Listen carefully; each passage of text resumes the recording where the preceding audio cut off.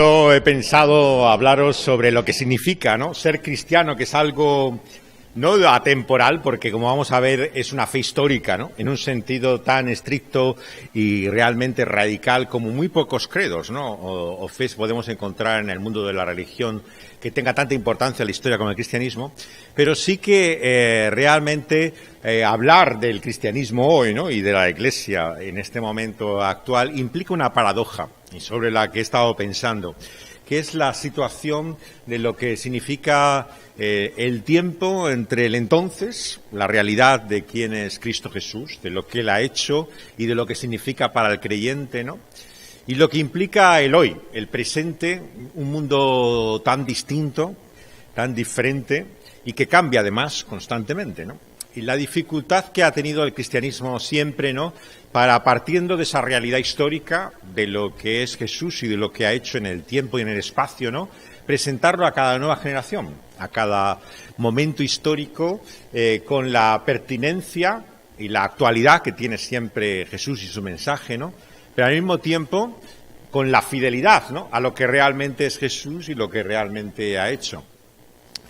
Mi punto de partida es que la Iglesia, en el sentido en que Jesús mismo la instituyó y como la entendemos en el Nuevo Testamento, está centrado en la persona de Cristo Jesús. O sea, diría, el cristianismo es Cristo. Fuera de Él no hay otro cristianismo, ¿no?, en el sentido en que Él mismo lo entiende. Es la piedra, el fundamento, como leemos en el Nuevo Testamento, sobre el que se edifica esa Iglesia. Y fuera de él y por encima podemos sobreedificar, pero realmente no podemos cambiar la base, el fundamento de lo que es él.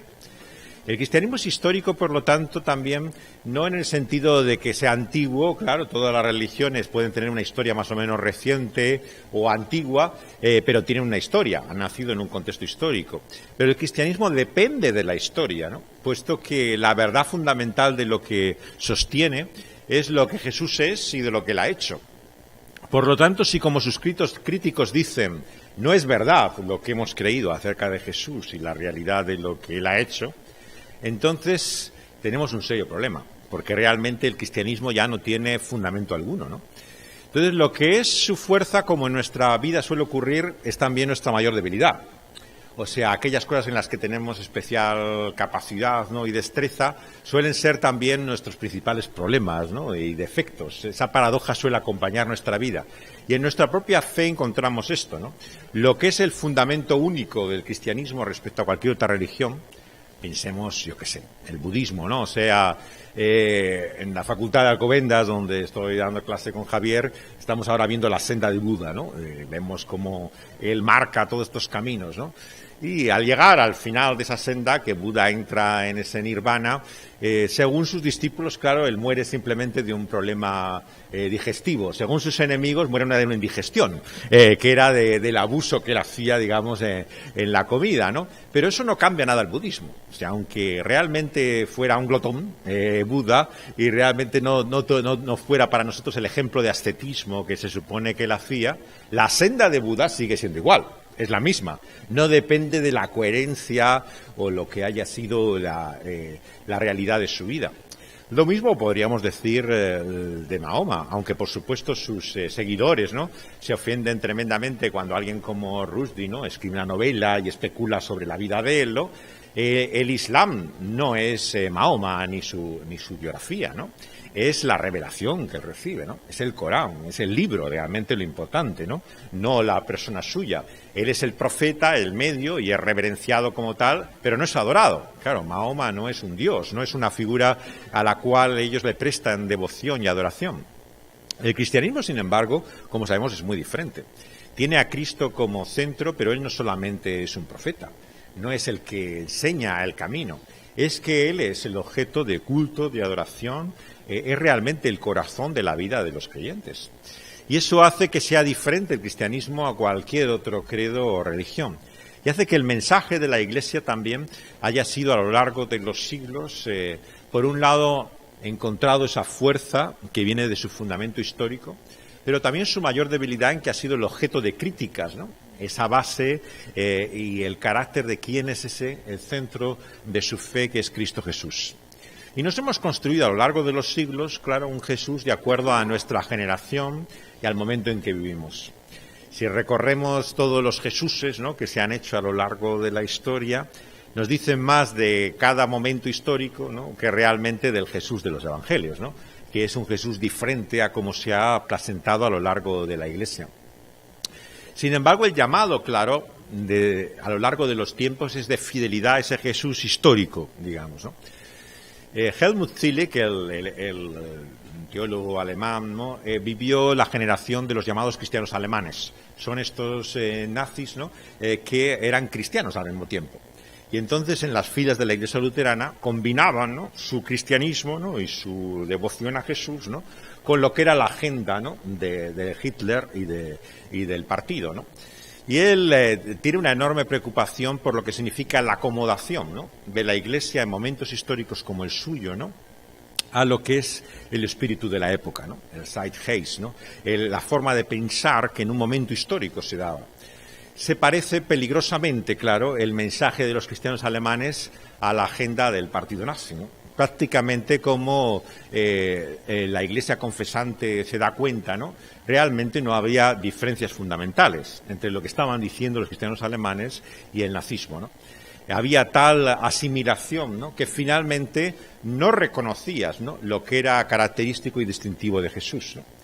Y esto es un desafío en cada nueva época, ¿no? Encontramos esto en todo tipo de momentos históricos en que una agenda política es asumida por la Iglesia, sus distintivos, ¿no?, y tics particulares, obsesiones, ¿no?, se convierten, por lo tanto, en el centro de preocupación de los cristianos, ¿no?, y lo que comunican, ¿no?, es Jesús y, ¿no?, lo que significa esa agenda del momento.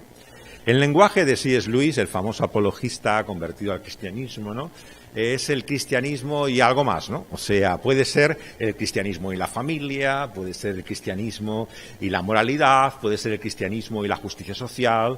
Le podemos añadir cada uno su particular obsesión o manía, ¿no? Pero es siempre el cristianismo y algo. Y claro, el gran problema, como dice Luis, de esta presentación de la Iglesia en muchos momentos históricos es que finalmente Jesús y quién es Él y su mensaje queda irrelevante. Lo importante es el I, ¿no?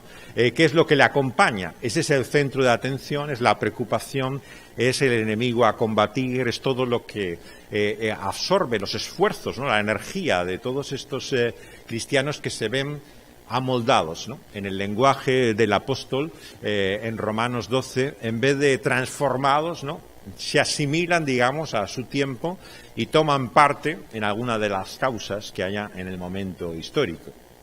Pero lo que vemos a lo largo de la historia es que esas causas varían.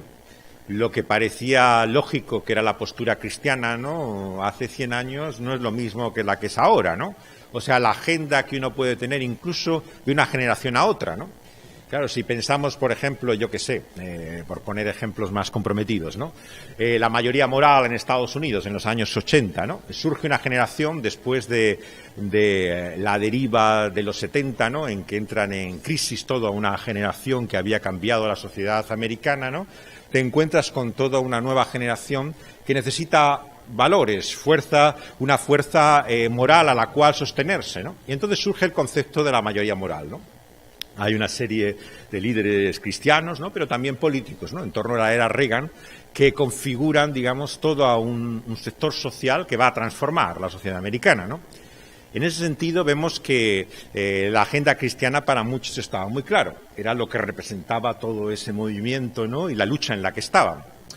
Claro, hoy en día, si los comparamos, por ejemplo, con los seguidores de Trump, ¿no?, notaríamos similitudes y diferencias, ¿no? O sea, por un lado hay un discurso que se parece, ¿no?, la oposición al aborto, ¿no?, lo que era la ley Roe Wade y todo lo que eso implicaba, ¿no?, sigue siendo una característica de este tipo de cristianos. O sea, lo que caracteriza para ellos la fe es la defensa de la vida, ¿no?, y por lo tanto la oposición a todas las causas, digamos, que la ponen en peligro.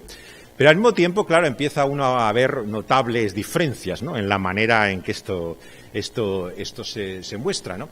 En primer lugar, por sus propios líderes. Claro, solamente comparar a Reagan o Trump hay enormes diferencias, ¿no? Aunque uno era un actor de Hollywood originalmente, pero bueno, estaba dedicado a la política, era gobernador en California, tenía una trayectoria. El otro es un playboy que ha hecho su fortuna en casinos, ¿no? Y llega a la política de una forma bastante accidentada, ¿no? Sin embargo, tiene un apoyo muy semejante, digamos, al que podía tener Reagan, ¿no? De creyentes que consideran que es el momento, el líder que hace falta en este momento para la transformación y la renovación de la sociedad americana. La agenda se parece, pero vemos que hay una acomodación al tiempo, una asimilación a lo que puede ser el momento histórico y sus preocupaciones, ¿no? Y esto que ocurre en un sector lo encontramos también en todos los demás, ¿no? O sea, cuando en los años de estas transformaciones, 60, 70, ¿no? Surge por primera vez un organismo en la sociedad de Estados Unidos, ¿no?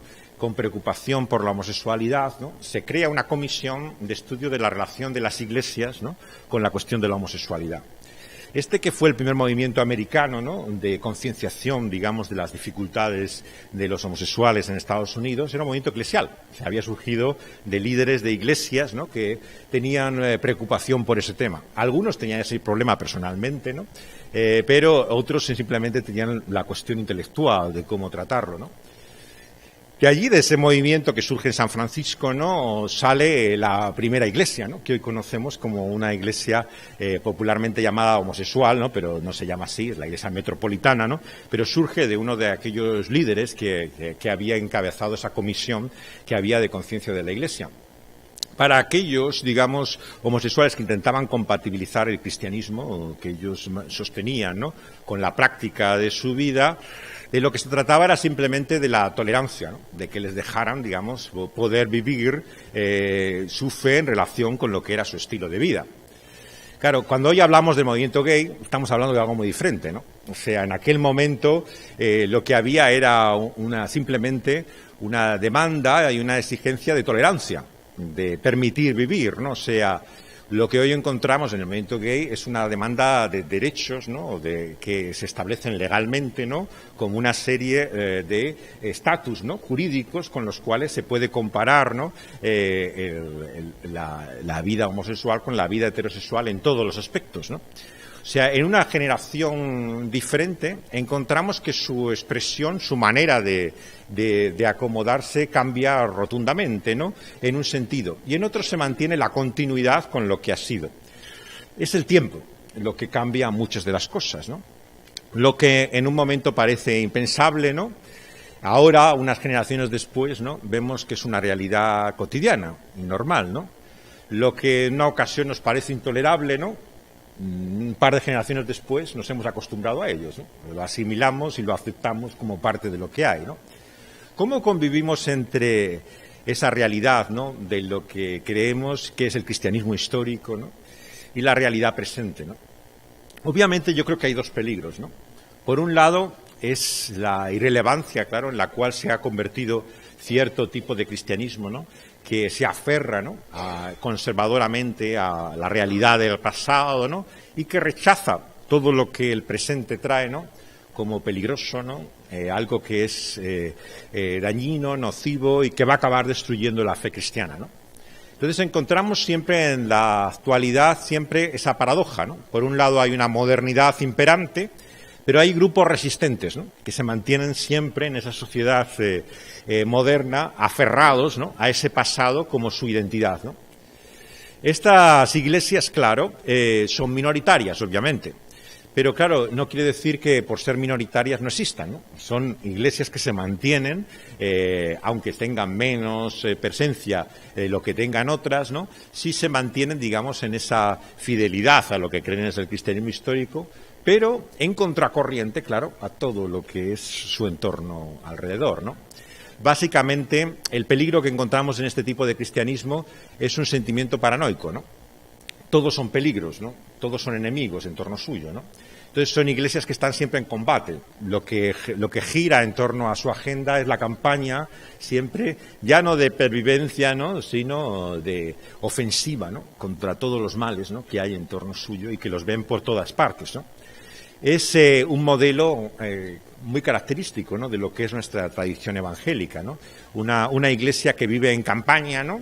pero en campaña con agendas sociales, ¿no?, de lo que significa ser conservador en un mundo en el cual no compartes, ¿no?, muchas de las cosas que hay en torno tuyo y te sientes cada vez más aislado, más cada vez a la defensiva, porque todo te parece realmente que va en contra de lo que tú crees y lo que tú eres. Por otro lado, encontramos, claro, este otro cristianismo que sigue teniendo una presencia en nuestro mundo, pero que no es tan mayoritario como algunos creen. O sea, obviamente, lo que debemos reconocer es que cuando hablamos de la Iglesia en Occidente y en esta parte del mundo en particular, que es Europa, estamos hablando por definición de una minoría de cualquier manera, sea conservadora o sea liberal, es una minoría. Y como toda minoría es irrelevante. O sea, la mayor parte de la sociedad secular, lo que piensa el cristianismo o la Iglesia es una cuestión secundaria, ¿no? No define realmente ni la agenda política del momento actual, ¿no? Ni define tampoco lo que los medios de comunicación han de expresar, ¿no?, ni cómo la sociedad tiene que entender sus derechos y sus deberes. Entonces, todas las iglesias se enfrentan también a esta paradoja. No están acostumbradas a vivir en minoría. No están acostumbradas realmente a que su opinión ya no cuente en nada. Y cuando son iglesias históricas, que tienen un peso además importante en el pasado, ¿no?, claro, todavía más difícil les resulta convivir con la modernidad. Es el caso de la iglesia mayoritaria en este país, claro. Si hablamos como iglesia, claro, de la Iglesia Católica, la gran dificultad que ha enfrentado en todos estos últimos años es cómo confrontar la modernidad. Claro, la modernidad va en contracorriente de todo lo que ha significado siempre la tradición católica, el legado, su identidad, ¿no? E intenta convivir con ella, otras veces enfrentarse a ella, ¿no? Y tiene esa relación, ¿no?, de tensión constante, ¿no?, con ella. Pero claro, la realidad es que para la mayoría es hoy en día algo del pasado.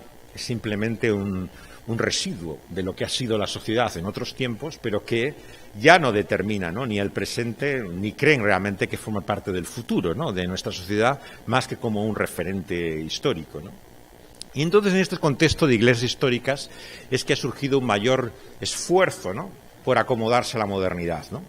Al verse literalmente reducidos, ¿no?, sin ningún tipo de peso o influencia social, ¿no?, han intentado acomodar su mensaje a lo que la gente quería escuchar, ¿no?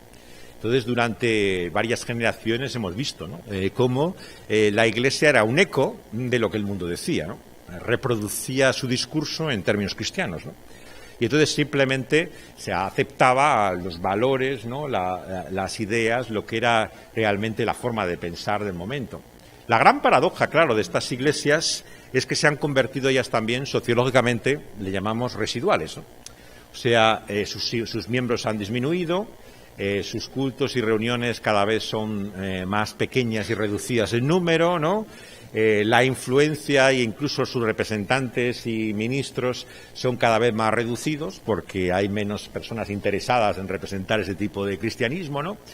Y se encuentran que, aunque son supuestamente el eco de la modernidad, ¿no?, y lo que representa ese cristianismo en nuestro tiempo, ya nadie parece tener tampoco mucho interés en lo que ellos tengan que decir, ¿no? O sea, no han añadido finalmente nada, ¿no?, a lo que la sociedad presenta, y finalmente lo que viven es un goteo, una pérdida continua, ¿no?, de personas que van dejando la esfera de la Iglesia, ¿no?, y se incorporan a esa vida que podríamos llamar postcristiana, ¿no?, secular, ¿no?, como que queramos determinarla, fuera de la Iglesia.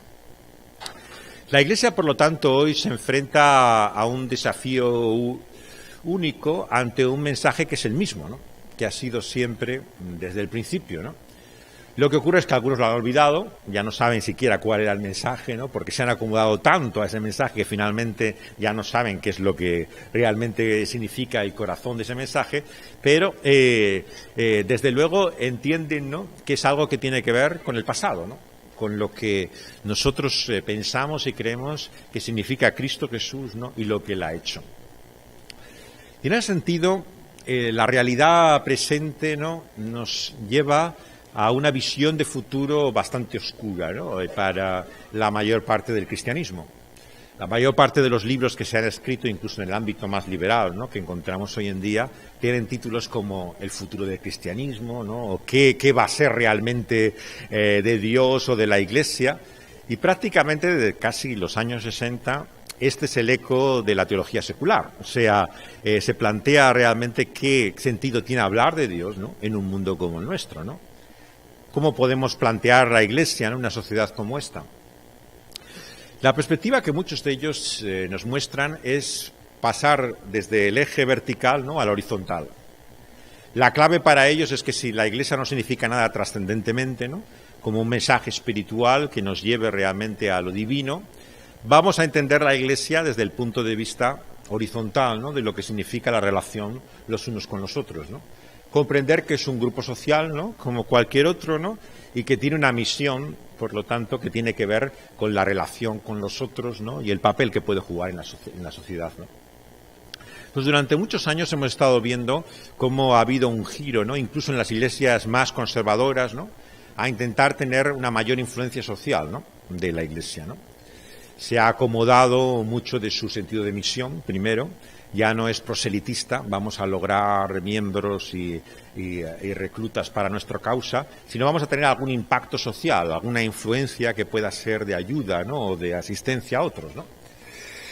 Y ha intentado tomar el modelo, pues, de ONGs, ¿no?, de organizaciones que funcionan en el terreno humanitario, ¿no?, para de alguna manera no competir con ellas, pero intentar encontrar tu lugar, tu identidad en lo que tú eres, ¿no?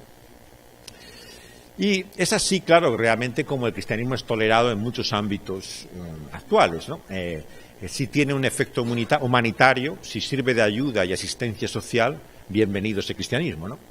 Ahora bien, claro, si ese cristianismo es intolerante, si lo que tiene, digamos, es un cuestionamiento de los valores o de la vida de la gente, entonces ya se convierte en una amenaza, claro, para la sociedad, ¿no? Y entonces surgen los vocablos, ¿no?, el lenguaje con el cual jugamos, ¿no? Para muchos, claro, el peligro del cristianismo en nuestro tiempo, ¿qué es, no? El sectarismo, ¿no?, el fundamentalismo, ¿no?, todos los fantasmas, ¿no?, todas las pesadillas que el mundo secular proyecta en el cristianismo, ¿no? Estos integristas, ¿no?, con todas sus causas, ¿no?, que vienen para intentar coartar la libertad, ¿no?, a todos los demás, ¿no?, la visión por la cual se contempla, ¿no?, por lo tanto, también el fenómeno religioso como algo mayoritariamente sectario, ¿no?, propio de grupos que finalmente tienen dinámicas de manipulación, de abuso, de explotación de la gente. Entonces se acaba la paciencia, claro, con ese tipo de cristianismo, ¿no? Esto no forma parte del que tiene lugar, ¿no?, ni en el presente ni en el futuro que queremos tener. La realidad, sin embargo, es que, claro, el cristianismo que ellos se disponen a aceptar, ¿no?, y que consideran realmente que es algo que tiene un lugar en nuestro mundo hoy, cada vez es más pequeño y más reducido, ¿no? Y los cristianismos, digamos, que ellos rechazan, no solamente perviven, ¿no?, sino que a veces parece que son los que crecen, ¿no?, o los que realmente se mantienen en la modernidad. Son cristianismos contracorriente, cristianismos que tienen su fuerza precisamente en la diferencia, en ser distinto a lo que son los demás, ¿no?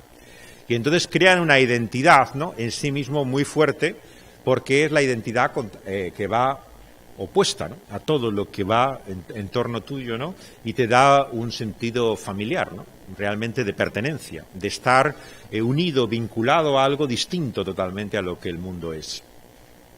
Pero ¿qué es entonces finalmente lo que el cristianismo nos presenta, ¿no?, en el propio mensaje neotestamentario, ¿no?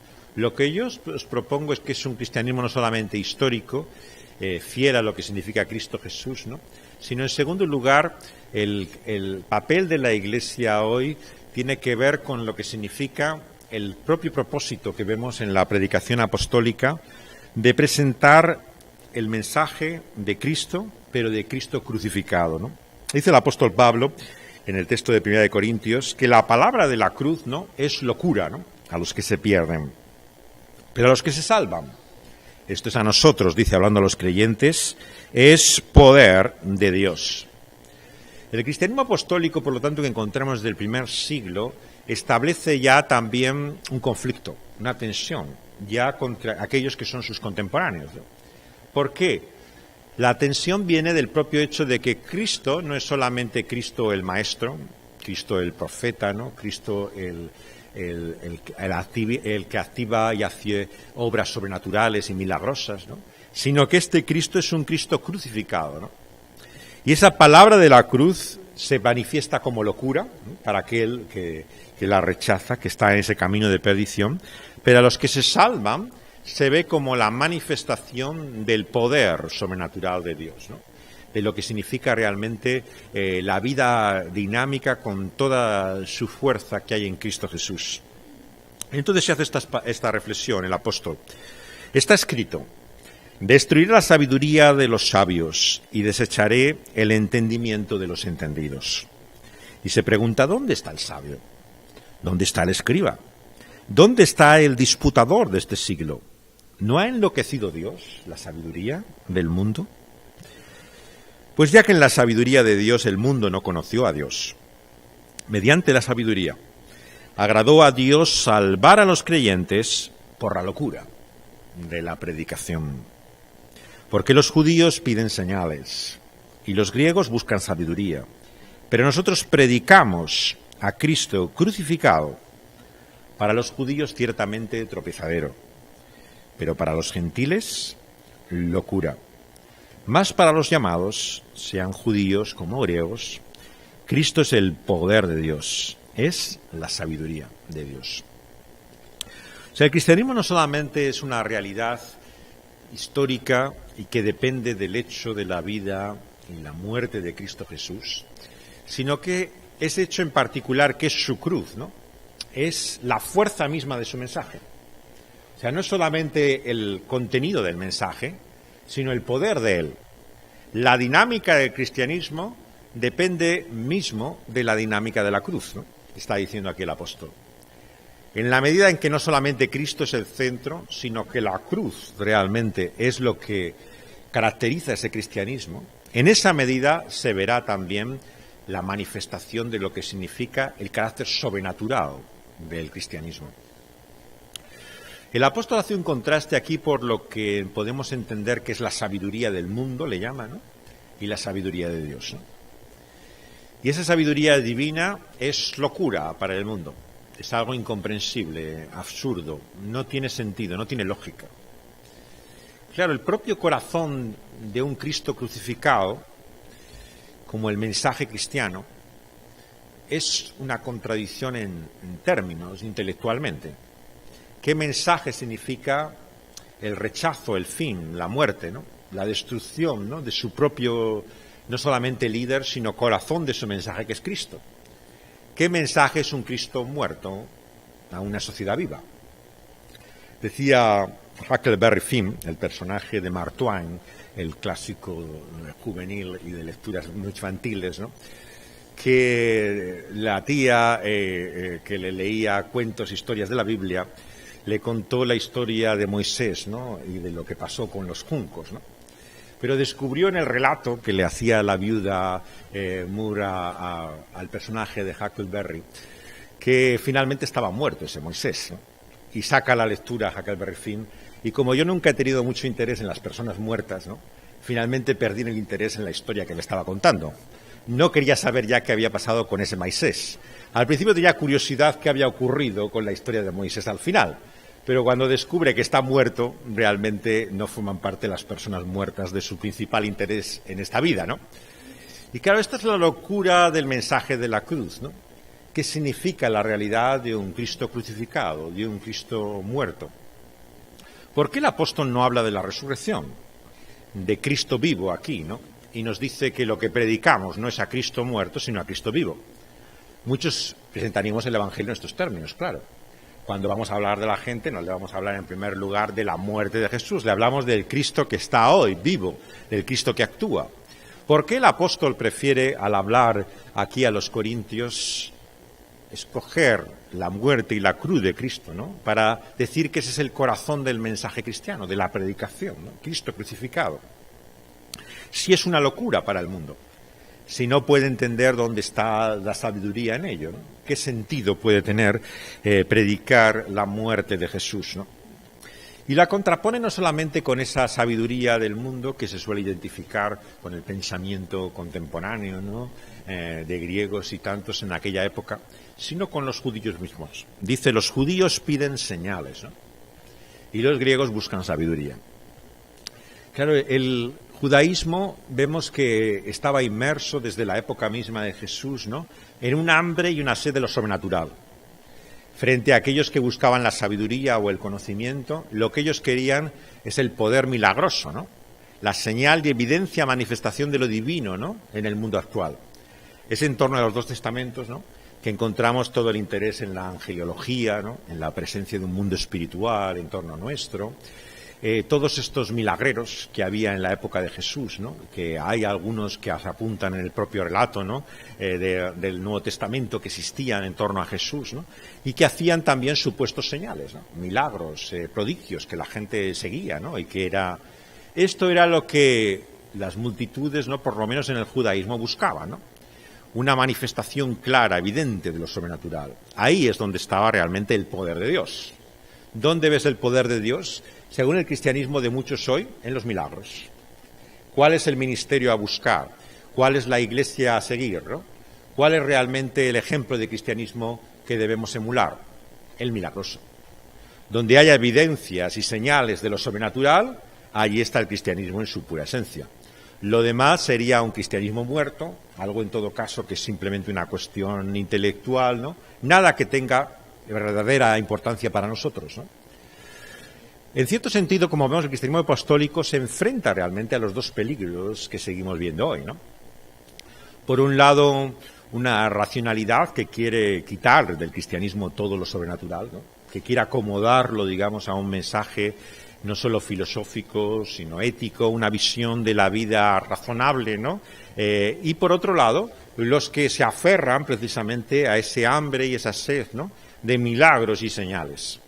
Y la gran sorpresa, claro, del mensaje del apóstol es que el cristianismo que él predica, ¿no?, y que caracteriza, por lo tanto, para él al fiel seguidor de Jesús, no es ni uno ni es otro. Es la predicación de Cristo crucificado. Y esto para algunos es tropezadero y para otros es locura. Pero sin embargo, dice, para los llamados, sean judíos o sean griegos, ¿no?, es el poder y es la sabiduría de Dios. Y acaba con esta parte que quiero hacer finalmente una breve reflexión. Porque lo insensato de Dios es más sabio que los hombres y lo débil de Dios es más fuerte que los hombres. Pues mirad, hermanos, vuestra vocación, que no sois muchos sabios, según la carne, ni muchos poderosos, ni muchos nobles, sino que lo necio del mundo escogió Dios para avergonzar a los sabios. Y lo débil del mundo escogió Dios para avergonzar a lo fuerte. Y lo vil del mundo, lo menospreciado, escogió Dios. Lo que no es, para deshacer lo que es, a fin de que nadie se jacte en su presencia. Las palabras que siguen del apóstol nos muestran el tremendo realismo que le tiene siempre la Escritura. La Biblia no es un libro ni pesimista ni optimista, es un libro realista. Nos confronta con la realidad de lo que somos. Y los cristianos nos gusta pensar de alguna forma que somos algo en este mundo, ¿no? Pero lo que te dice a continuación el apóstol es: miraos a vosotros mismos. ¿Quiénes sois en realidad? Un cero a la izquierda. Es que realmente no contáis.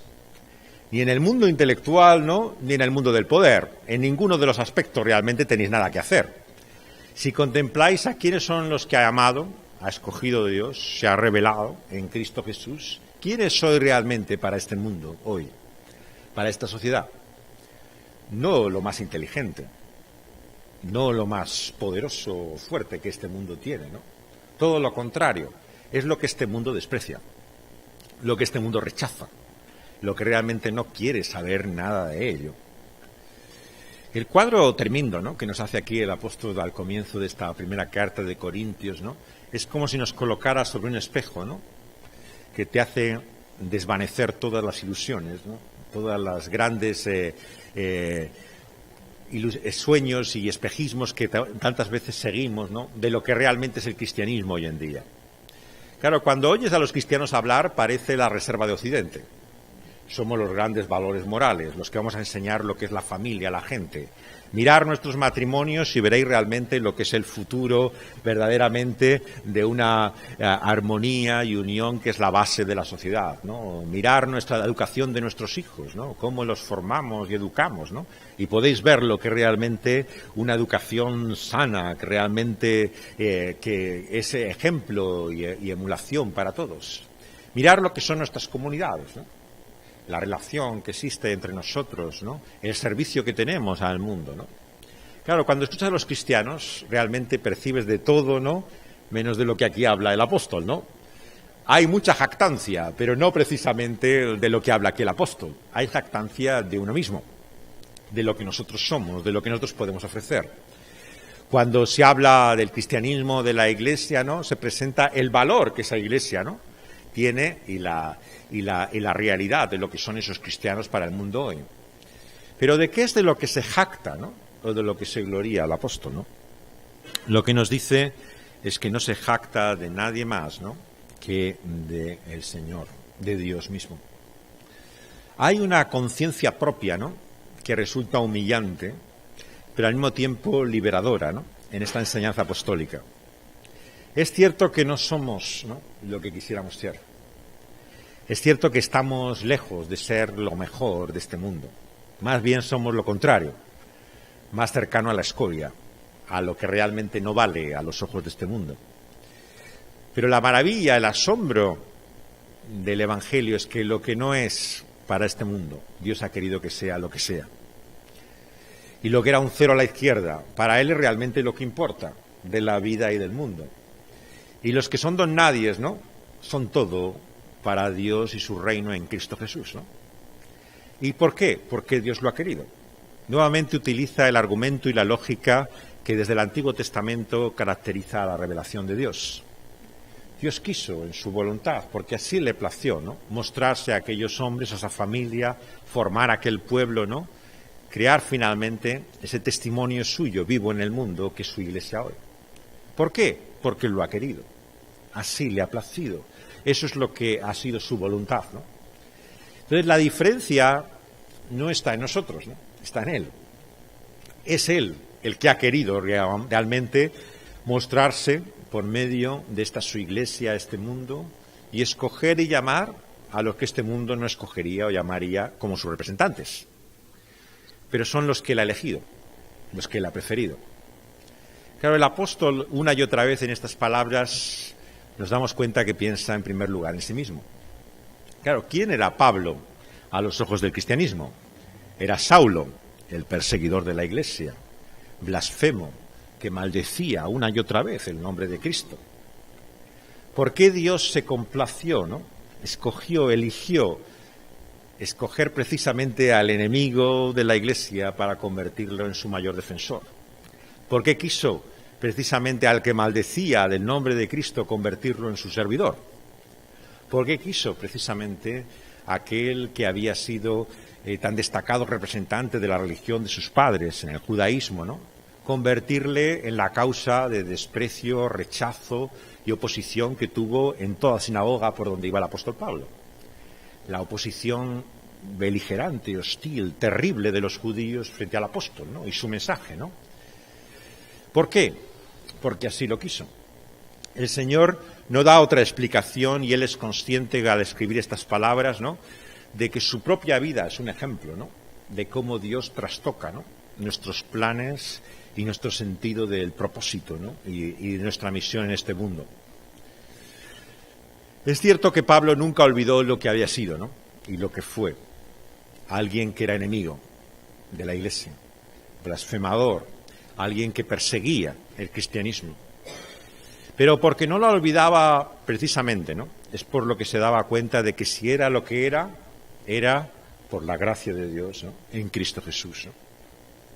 Y Él lo que nos muestra aquí en este pasaje, ¿no? De Corintios es cómo Él quiere que su Iglesia en este mundo sea un testimonio de su gracia, sea un instrumento de su favor inmerecido, sea realmente una proclamación a este mundo, ¿no?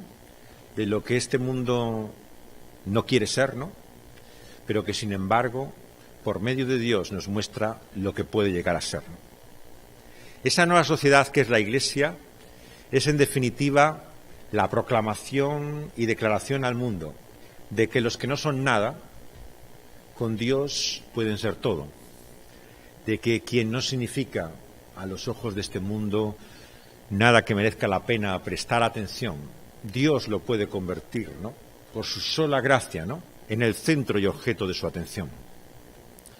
En definitiva, el cristianismo, como vemos, y la Iglesia para hoy, nos muestra la realidad del poder de Dios, ¿no?, para casos imposibles como somos nosotros. Porque al fin y al cabo, seamos sinceros y honestos, ¿no?, muchos de nosotros, ¿cuánto tiempo llevamos intentando poner en práctica esto del cristianismo? Es cierto, sí, que nos llamamos cristianos, ¿no? Es cierto que queremos la verdad de estas cosas, ¿no? Pero ¿cuánto vivimos en la práctica de este cristianismo? Si alguien mirara nuestro matrimonio, si uno viera a nuestros hijos, ¿no?, si uno contemplara lo que hacemos en el trabajo, ¿no?, la manera en la que vivimos, ¿no?, ¿seríamos ese modelo ejemplar realmente que dijéramos esto es el cristianismo en su mejor expresión? La mayor parte, sinceramente, tenemos que decir que estamos muy lejos de serlo. Más bien búscate otro como ejemplo, que yo no soy el modelo a seguir, ¿no? Hay otros seguramente mejores. Pero la realidad es que Dios ha querido que seamos nosotros y no otros, ¿no?, los que representen el cristianismo en este tiempo y esta generación a nuestros contemporáneos. ¿Por qué?, dice el apóstol, como ejemplo de su gracia, como manifestación de que realmente los que no somos nada, a los ojos de este mundo, lo somos todo para Dios, objeto de su favor inmerecido. Y las últimas palabras, claro, son maravillosas. Podríamos construir toda una teología, ¿no?, del Nuevo Testamento y de la Escritura misma en torno a ellas, ¿no? Dice, más por Él, ¿no?, estáis vosotros en Cristo Jesús. Lo que define finalmente al cristiano en el lenguaje del Nuevo Testamento, que es el verdadero miembro de la Iglesia, de Jesucristo, el que está unido en Cristo Jesús. Cuando el apóstol tiene que describir en qué consiste un verdadero creyente, el único lenguaje que encontramos en el Nuevo Testamento es el de unión, es el de pertenencia, es el de ser propiedad de otro, Cristo Jesús. Finalmente, no se trata si tú mereces ser cristiano, si tú realmente tienes méritos para poder ser considerado como tal, si tienes el suficiente conocimiento para llegar a ser considerado cristiano. No, se trata de qué relación, de qué unión, qué vínculo tienes con Cristo. O estás con Él o no estás unido a Él. Si estás unido a Él, no solamente hay un mundo de diferencias, sino que verdaderamente hay otra vida en ti. La vida de Dios en Cristo Jesús. Y los que están en Cristo Jesús, ¿qué son? Nos dice el apóstol al acabar este primer capítulo de 1 de Corintios. Son hechos por Dios. Sabiduría, justificación, santificación y redención. O sea, la gran diferencia finalmente que hay en nosotros como Iglesia, en este mundo, como cristianos, no es lo que nosotros hacemos por Dios, para nuestros contemporáneos, sino lo que Dios ha hecho en nosotros. Y hay una gran diferencia entre una cosa y otra. Si lo que depende realmente del cristianismo y de su futuro en este mundo es lo que nosotros vamos a hacer, ¿no? Me temo que, he visto el ejemplo de algunos de nosotros, realmente hay muy poco que esperar en este mundo y desde luego de la influencia del cristianismo. Pero si es de lo que Dios hace en nosotros, ¿no?, entonces tenemos todo que esperar. En nosotros mismos hay muy poco realmente que merezca la pena y que sea digno de esperar. Pero de Dios podemos esperar todo en Cristo Jesús, nos está diciendo el apóstol. Y esa es la gran diferencia entre el verdadero cristianismo y aquello que se presenta falsamente como cristianismo. Se trata, en definitiva, no de lo que nosotros podemos hacer, sino de lo que Él puede hacer en nosotros. La gran pregunta final es ¿qué es lo que Dios hace en nosotros? ¿Dónde está realmente la diferencia? ¿En qué consiste verdaderamente la Iglesia y su poder hoy? Es lo que Cristo Jesús es para nosotros hoy, te dice. Lo que Dios está haciendo en nosotros es lo que Cristo es para nosotros ante Dios. Sabiduría, justificación, santificación y redención. Todo. Todo el propósito de salvación, de principio a final, es lo que Dios hace en nosotros por Cristo Jesús. Es como si te estuviera diciendo, Dios no es solamente el principio, es que Él es el alfa y la omega, es el comienzo y el final, es el que ha empezado una obra y acabará esa buena obra que ha comenzado en nosotros. Te está diciendo que Cristo es no solamente la última palabra de Dios, sino que Cristo finalmente es la única seguridad de que lo que Dios ha comenzado en nosotros, un día lo va a terminar. Por lo tanto, cuando dudamos si vamos a seguir en este camino, si realmente somos dignos de esta vocación cristiana, si hay algún futuro realmente para nosotros en la Iglesia, lo que debemos no es que mirarnos al ombligo y examinarnos nosotros mismos, hacer un ejercicio de silencio y de reflexión propia, sino mirar a Cristo Jesús. Cuando miras a Cristo Jesús, ves lo que Dios es, hace y va a hacer en ti. Y Cristo Jesús nos presenta aquí, es todo, a los ojos de Dios y de los hombres. Él es, en primer lugar, nos dice aquí, sabiduría.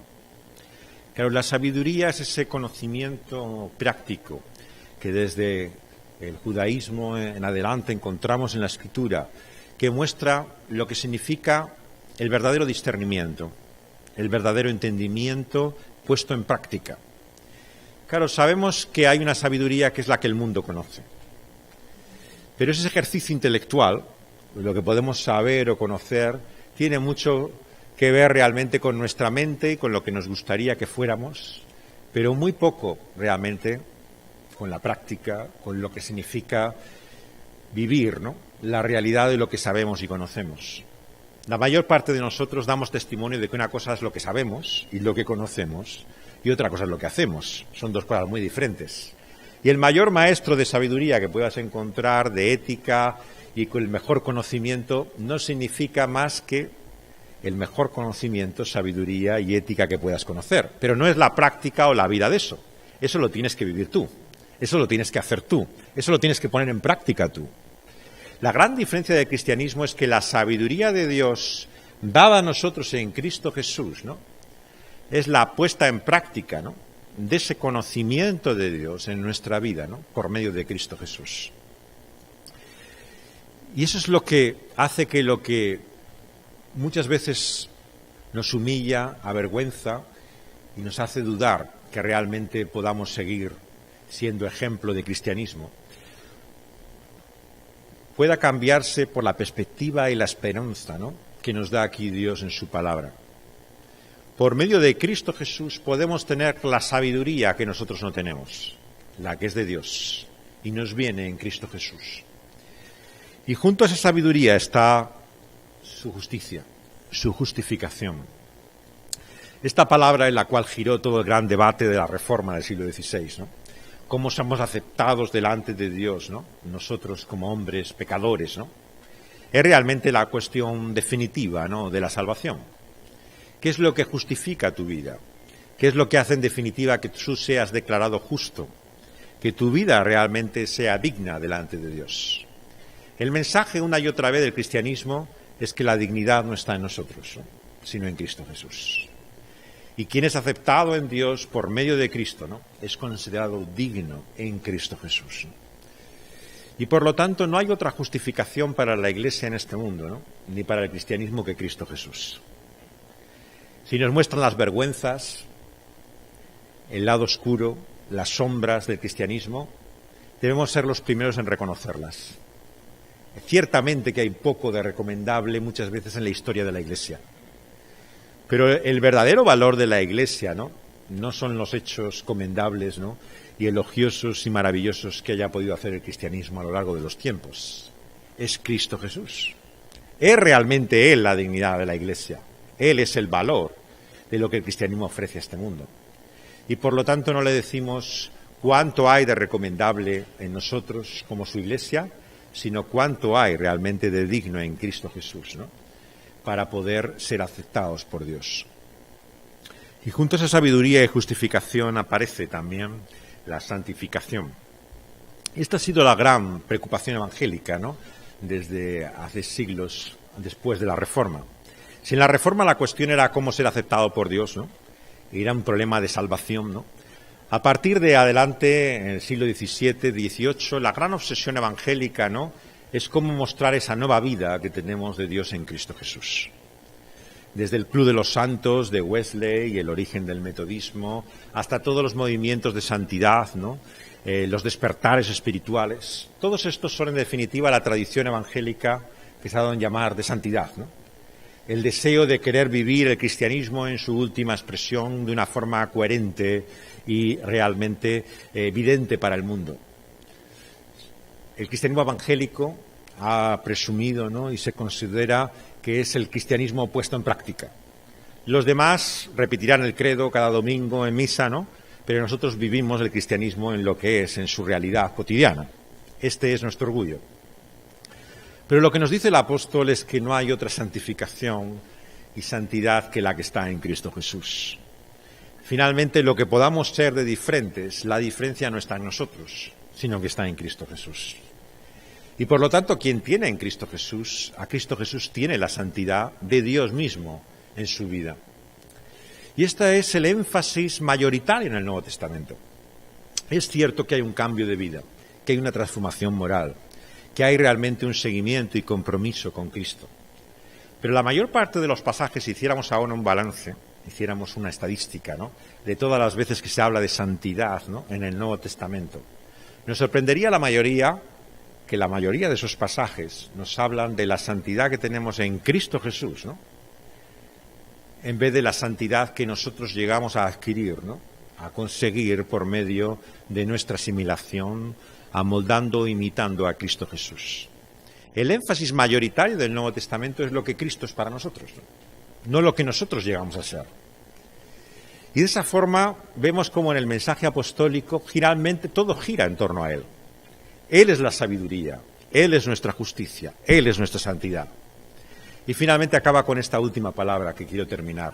Él es nuestra redención. Se habla hoy bastante, incluso en la ficción, ¿no?, de las historias de redención, de cómo una persona puede encontrar finalmente cierta liberación, ¿no?, en la Biblia. Decía Packer, ¿no?, el expositor todavía vivo, ¿no?, ya muy mayor y con estado de salud bastante deteriorado, ¿no?, que finalmente el cristianismo es una religión de rescate. De lo que se trata es de un mensaje de salvación. No es la iluminación de un conocimiento, no es la enseñanza de cómo debemos vivir, sino que es el acto de Dios de redención y liberación por gente perdida. Comprender esto es la gran diferencia de saber lo que es verdaderamente el mensaje de la Iglesia de lo que no lo es. Packer mismo tiene la definición para muchos más lograda, ¿no?, de lo que es el cristianismo. Muchos teólogos, maestros, se han querido enfrentar a esa pregunta. ¿Cómo diría en 2 palabras qué es el cristianismo, ¿no? Claro, no es fácil, ¿no? No pensamos cómo explicas realmente el Evangelio en su mínima expresión. Y muchos, empezando por John Stott y otros teólogos evangélicos, encontraron la definición de Packer la más sencilla y más simple que podemos encontrar. Y con ella quiero acabar. Dice Packer que el cristianismo es Dios salva pecadores. 3 palabras, en vez de 2. Lo que está diciendo en primer lugar es que el cristianismo es Dios. Entender el cristianismo sin la realidad sobrenatural, todopoderosa, la sabiduría que significa Dios y esa su eternidad, ¿no?, es no comprender el cristianismo. El cristianismo es teocéntrico, ¿no?, o no es cristianismo. O gira en torno a Dios y tiene a Dios como centro, o lo que es un humanismo, ¿no?, que le podemos dar el adjetivo de cristiano. Pero finalmente lo que determina el mensaje de la Iglesia cristiana en el sentido apostólico del Nuevo Testamento es cuánto de Dios hay en su mensaje y en su vida, en la realidad y lo que presenta este mundo. Si es Dios el centro y el mensaje, ¿no?, realmente estamos hablando del mensaje sobrenatural que la Biblia encuentra y nos presenta. Por lo tanto, si Dios es el centro, ¿qué es lo que hace Dios en este mundo? ¿Qué es lo que manifiesta Dios en la Iglesia? ¿Qué es lo que finalmente debemos llevar a nuestra generación y contemporáneos? Lo que dice Packer es que es salvación, en presente. Dios salva. Finalmente, lo que anunciamos a este mundo no es un mensaje de superación, cómo lograr ser mejores personas, ¿no?, cómo tener un conocimiento más elevado de la realidad, ¿no? Cómo poder experimentar, ¿no?, de alguna forma cosas más superiores a las que hemos conocido.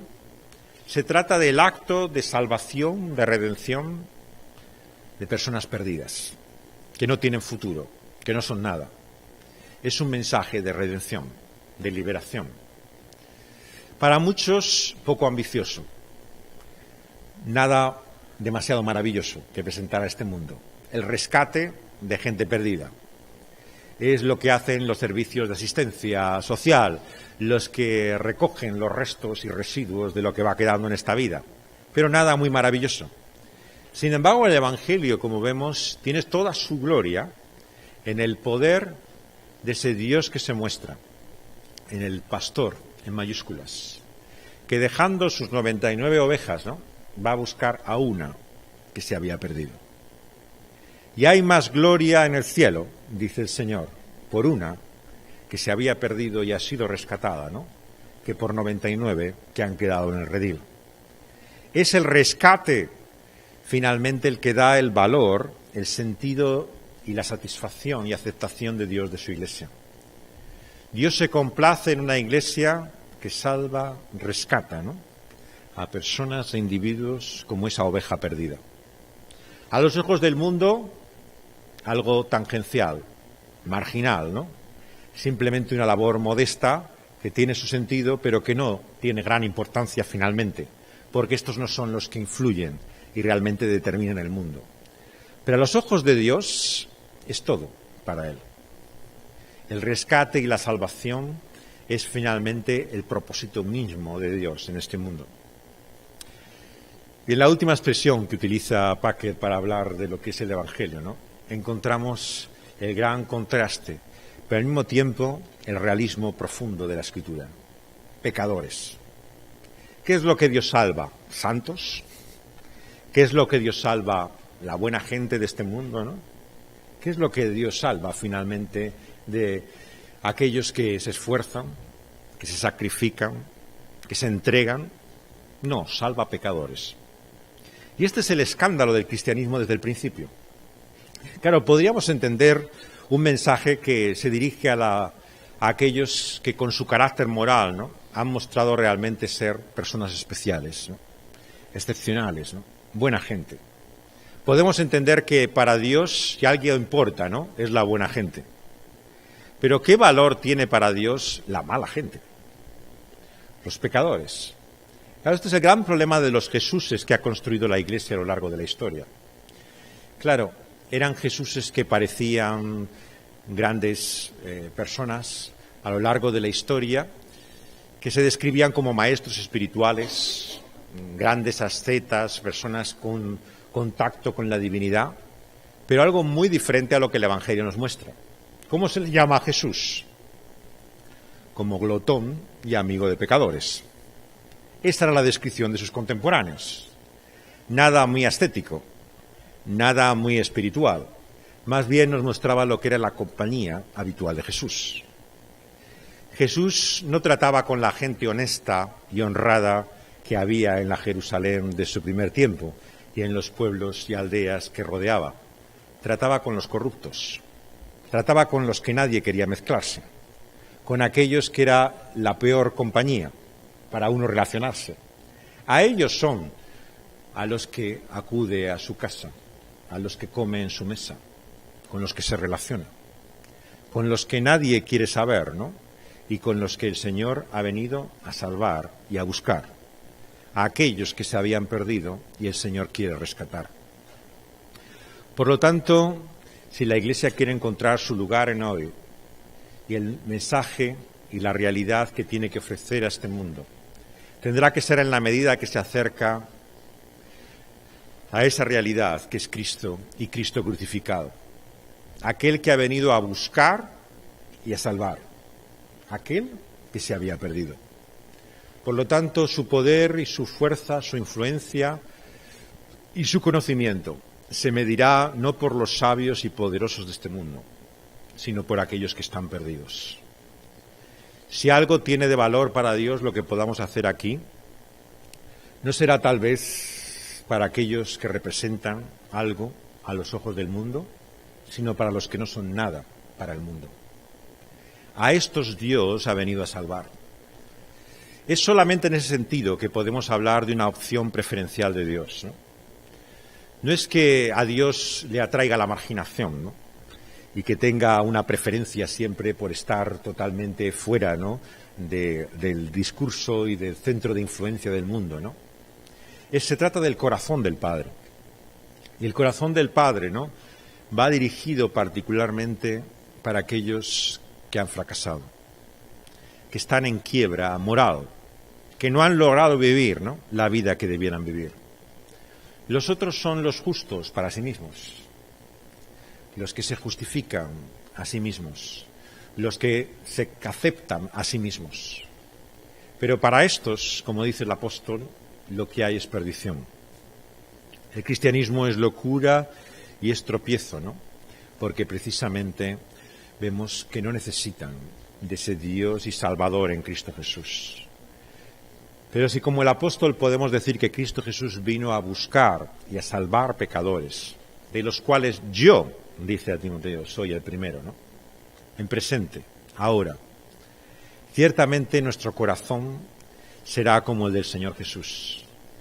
Nos identificaremos con aquellos que se ven como fracasados a los ojos de Dios y de este mundo.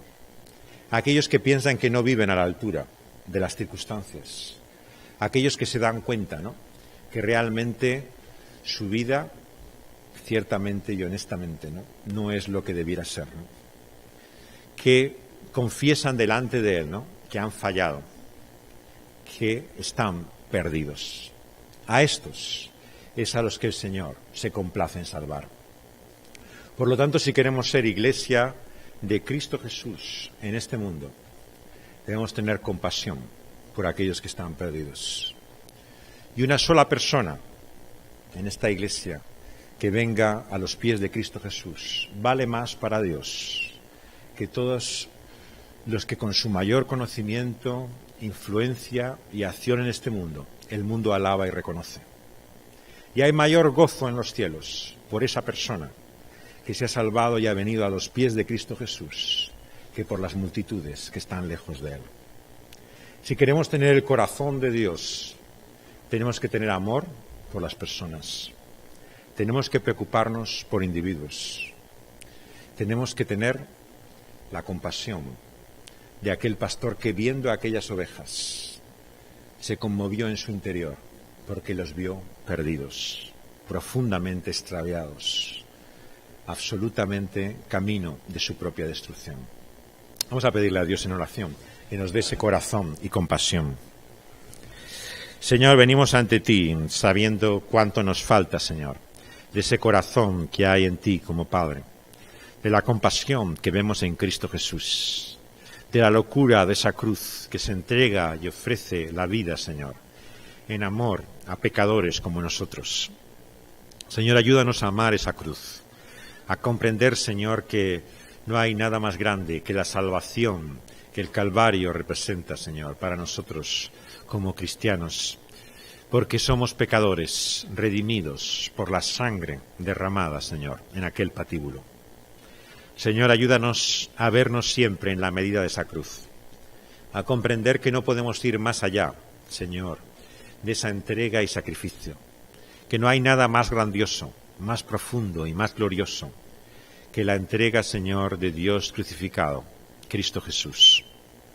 Ayúdanos, por lo tanto, Señor, a mostrar a este mundo que esta es nuestra gloria, que este es nuestro orgullo, que esta es nuestra satisfacción y jactancia, Cristo crucificado para nosotros. Ayúdanos a creer nosotros los primeros que no hay mayor sabiduría que la de la cruz, que no hay mayor justicia que la de la cruz, que no hay mayor santidad que la de la cruz, que no hay liberación o redención como la que tenemos en Cristo crucificado. Señor, ayúdanos, por lo tanto, Señor, a vivir la realidad de esa cruz, a comunicar ese mensaje con la debilidad de la cruz, a confiar en el poder de la cruz, a vivir, Señor, a la sombra de esa cruz, porque cuanto más nos conformemos a ella, más cerca estaremos del verdadero poder y la sabiduría divina. Señor, te lo pedimos para la gloria y para la honra de Cristo Jesús. Amén.